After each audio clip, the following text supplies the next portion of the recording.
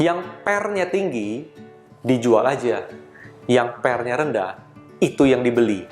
Kadang itu adalah kesimpulan yang didapatkan ketika kita melihat aspek fundamental dari perusahaan yang berbeda. Nah, kita harus ingat di sini bahwa ketika kita menganalisa fundamental sebuah perusahaan, maka PER, PBV itu adalah sebenarnya kulitnya, rasionya. Yang kita harus lihat di sini apa sih sebenarnya? Yang harus kita lihat di sini adalah bahwa setiap perusahaan yang kita analisa dan kita bandingkan itu berbeda-beda.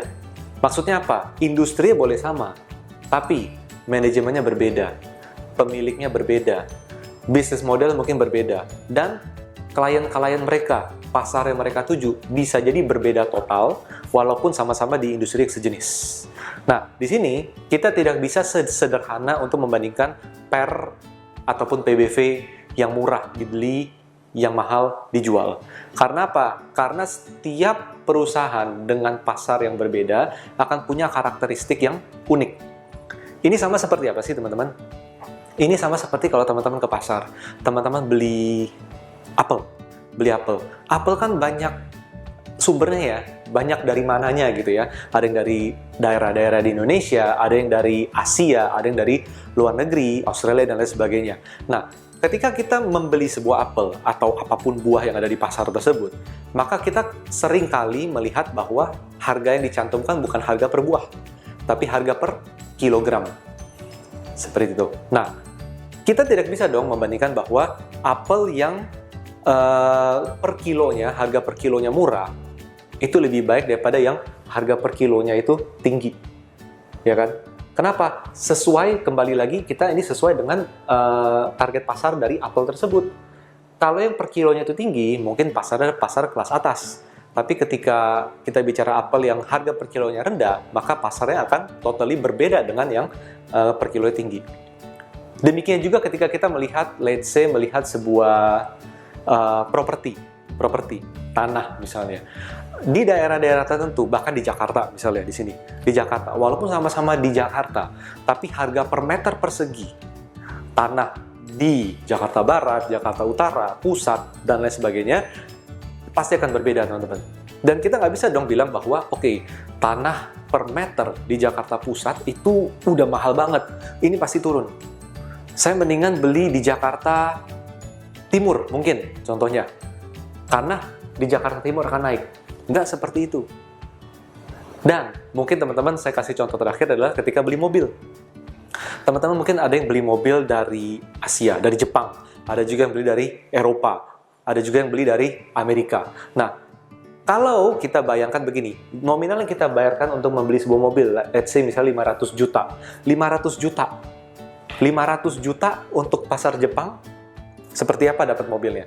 500 juta untuk mobil dari Eropa, seperti apa mobilnya? Kan seperti itu. Nah, ketika kita bagi antara nominal 500 juta dengan per kilogram mobil yang kita beli, maka umumnya kita akan sepakat bahwa harga per kilo mobil dari Eropa umumnya akan lebih tinggi daripada yang dari Asia. Nah, apakah kita bisa bilang bahwa mobil dari Eropa harganya akan turun? Nggak akan ada yang mau beli nih. Dan mobil dari Jepang harganya akan naik karena orang akan pergi dari mobil Eropa untuk masuk ke pasar mobil dari Asia. No, pasarnya berbeda-beda teman-teman. Nah, itulah sebabnya ketika teman-teman melihat ada sebuah emiten, misalnya katakan emiten dalam sektor finansial, ada saham perusahaan yang dia itu selalu mahal terus. Ada juga yang dia yang paling murah terus. Ini nggak akan berbalik arah teman-teman. Nggak akan berbalik. Bahwa apa? Yang mahal akan jadi murah, yang murah akan jadi mahal. Kecil sekali kemungkinan seperti itu. Pasti ada alasan.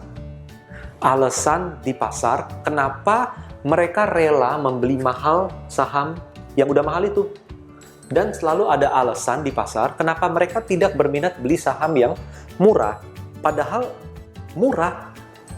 Itu sama seperti teman-teman membandingkan antara calon pembeli mobil Eropa versus Jepang di sana, membeli tanah di Jakarta Pusat versus Jakarta lain-lain, atau yang membeli jeruk impor versus jeruk lokal. Pasarnya totally beda teman-teman, dan itu juga yang terjadi dengan emiten.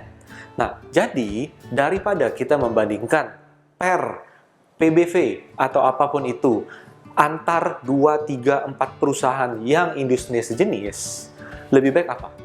Lebih baik teman-teman bandingkan per PBV harga saham saat ini, saham tersebut saat ini dibandingkan dengan historisnya.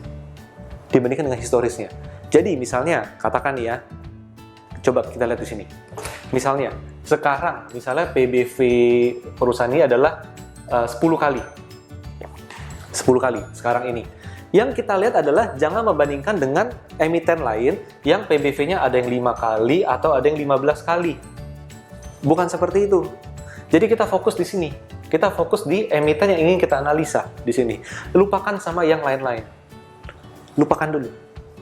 Yang kita lihat adalah dulu per 10 kali ini, dulu tuh berapa kali? Nah, teman-teman harus punya data historisnya.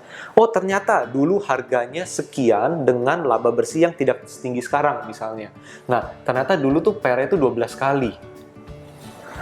2 tahun yang lalu, ternyata PR-nya itu adalah 13,5 kali, seperti itu. Nah, dari sini tentu bisa lihat bahwa apa? Dari tahun ke tahun, ternyata saham ini relatif lebih murah value-nya dibandingkan value dia dulu. Misalnya dulu tuh 15 kali nih. Di sini. Dia lebih murah, teman-teman. Nah, ketika lebih murah, maka kita bisa bilang apa? Kita bisa bilang bahwa perusahaan ini sekarang murah dibandingkan dulu-dulu. Nah, dia tentu di bawah rata-rata. Rata-rata bagaimana? Nah, dari sini rata-ratanya kurang lebih misalnya ya di 13 kali. Di situ. Rata-rata 4 tahun terakhir, emiten ini adalah di per 13 kali. Sekarang di 10 kali. Maka di sini teman-teman akan melihat bahwa oke, ini murah. Jangan sampai kita membandingkan salah. Bahwa apa? Misalnya nih, ada emiten yang PR 5 kali ya di sini. 5 kali. Dulu, ternyata dulu tuh cuma 2 kali. Naik jadi 2,5 kali, naik jadi 3,5 kali, dan sekarang di 5 kali. Walaupun teman-teman melihat bahwa per 5 kali lebih murah dari 10 kali, tapi faktanya adalah ini nih menurun. Tapi kalau ini meningkat di sini.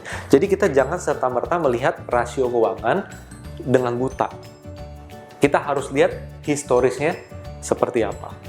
Dan di sini teman-teman bisa melihat nih. Di sini teman-teman bisa melihat bahwa tidak serta-merta bahwa per yang lebih tinggi atau mungkin PBV yang lebih tinggi itu tidak menarik, dan bukan berarti kita harus menjual per yang lebih tinggi untuk membeli perusahaan yang PR-nya lebih rendah.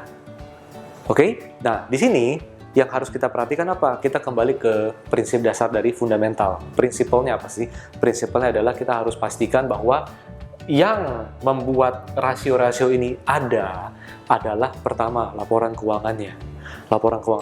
Yang kedua, yang membuat nilainya di sini adalah apa? Harganya. Jadi, teman-teman harus ingat bahwa di sini ada yang namanya sentimen pasar. Oke, dia mempengaruhi PR PBV ini. Tapi juga ada apa? Tapi juga ada yang namanya finansialnya.